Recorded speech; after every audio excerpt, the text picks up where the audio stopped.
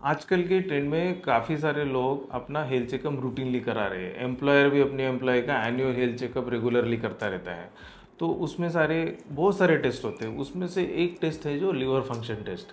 तो बहुत सारे लोगों को ऐसा क्या होता है कि रूटीन हेल्थ चेकअप में उसमें एचजीओटी और पीटी बढ़ जाता है।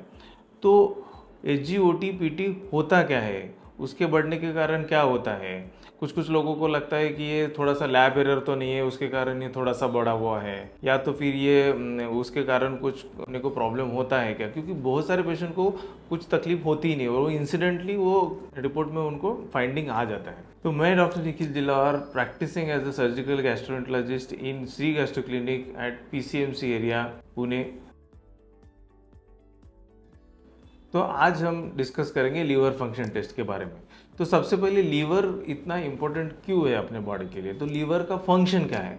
लीवर में क्या है कि जो पूरा बॉडी का जो डाइजेशन है वो उसके लिए जो जितने एंजाइम्स है वो लीवर प्रोड्यूस करता है और उसके कारण हमें डाइजेशन अच्छे से होता है। वेरियस हमारे प्रोटीन्स है, फैट है, या जो विटामिन्स है वो ऑब्जर्व करने के लिए एंजाइम चाहिए। तो ये सब एंजाइम्स लीवर एक्सक्रीट करता है और उसके कारण हमें हमारा डाइजेशन होता है। तो लीवर फंक्शन टेस्ट में बेसिकली हम क्या क्या देखते हैं? उसमें क्या रहता है कि एक एचजीओटी रहता है, एचजीपीटी रहता है, सीरम एल्बुमिन रहता है, बिलिरुबिन रहता है और पीटी आयनर रहता है। ये सब चीज़ें हम लीवर फंक्शन टेस्ट में देखते हैं। जैसे कि सिंथेटिक फंक्शन जो है, सिंथेटिक फंक्शन मीन्स क्या है कि लीवर क्या बनाता है। जैसे कि एल्बुमिन, जो बॉडी के प्रोटीन जो रहता है वो लीवर एल्बुमिन की फॉर्म में बनाता है, तो वो सिंथेटिक फंक्शन डिनोट करता है। दूसरा, बिलिरुबिन एक्सक्रीटरी भी, उसका एक्सक्रीशन मीन्स वो अपने फीसेस में वो एक्सक्रीट होता है। जैसे कि हमारे जो ब्लड वेसल्स रहते, ब्लड आरबीसीज रहते हैं, उसका डिस्ट्रक्शन होता है, वो डिस्ट्रक्शन होकर बिलिरुबिन बनता है।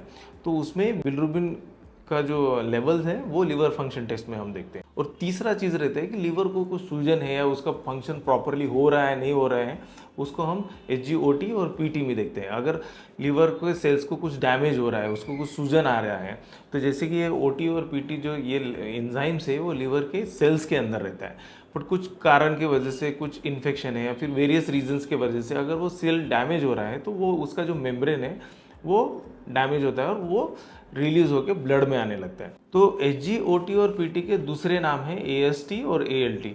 तो हमें नामों के अंदर इतना डिटेल हमें डिस्कस नहीं करना है। जनरली ये एंजाइम्स का जो लेवल है वो 40 टू 55 के दरमियान रहता है, 0 टू 40 टू 55 तक। तो जनरली हम टेस्ट करेंगे तो विद इन नॉर्मल रेंज कुछ ना कुछ एंजाइम्स रिलीज होते हैं, पर उसके हमें कंसर्न नहीं है। बट किसी किसी पेशेंट का वो थोड़ा सा रेज होता है, किसी किसी पेशेंट का वो थाउजेंड्स में रेज होता है। तो ये थोड़ा बड़ा है या ज़्यादा बड़ा हुआ है तो हम इसको अंडरस्टैंड कैसे करेंगे? जैसे कि क्या है कि अगर पेशेंट को एक्यूट हेपेटाइटिस है, एक्यूट मीन्स बहुत जल्दी पेशेंट के लीवर को इंसल्ट हुआ है, तो उसमें वो जो एंजाइम्स है वो थाउजेंड्स में जाते हैं। जैसे कि 1000 है या 2000 है, उसका 15 गुना या 20 गुना तक उसके लीवर एंजाइम्स बढ़ जाते हैं, तो उसको हम एक्यूट हेपेटाइटिस बोलते हैं। जैसे कि हेपेटाइटिस ए है, हेपेटाइटिस ई है, इसमें लिवर इंसल्ट एक्यूट होने के कारण सडनली उनके एचजीओटी पीटी बढ़ जाते हैं। कभी कभी क्या होता है कि कोई अल्कोहलिक है लेकिन बहुत ज़्यादा ड्रिंक कर लिया है, बिंज ड्रिंकिंग हो गया है, उसमें भी अल्कोहलिक हेपेटाइटिस होता है। कभी कभी कोई ड्रग्स है, जैसे कि कुछ आयुर्वेदिक या होम्योपैथिक ड्रग्स से भी होता है, कुछ कुछ एलोपैथिक ड्रग्स से भी वो हो सकता है। पर जनरली क्या होता है कि जो एक्यूट हेपेटाइटिस के जो एंजाइम्स है वो ट्रांजिएंट रहते हैं, थोड़े देर के लिए, थोड़े दिनों के लिए वो बढ़ते हैं और वो धीरे धीरे करके सेटल होता है।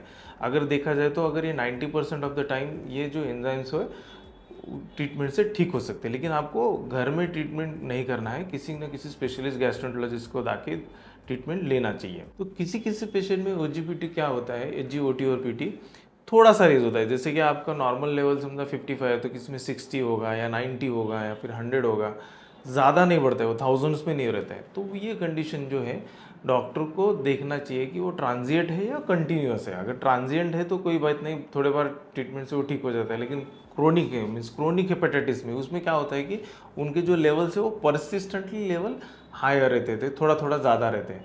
इसका मतलब क्या है कि लीवर का इंजरी है और वो क्रोनिक है, मीन्स वो कंटिन्यूस लीवर को इंजरी हो रहा है। उसके कारण क्या होता है कि लीवर अपना कड़क होता है उसको हम फाइब्रोसिस बोलते हैं, और वो अगर कंटिन्यूस फाइब्रोसिस और लिवर इंजरी कंटिन्यूस चलता है तो उसको अल्टीमेटली लास्ट में लिवर सिरोसिस होता है।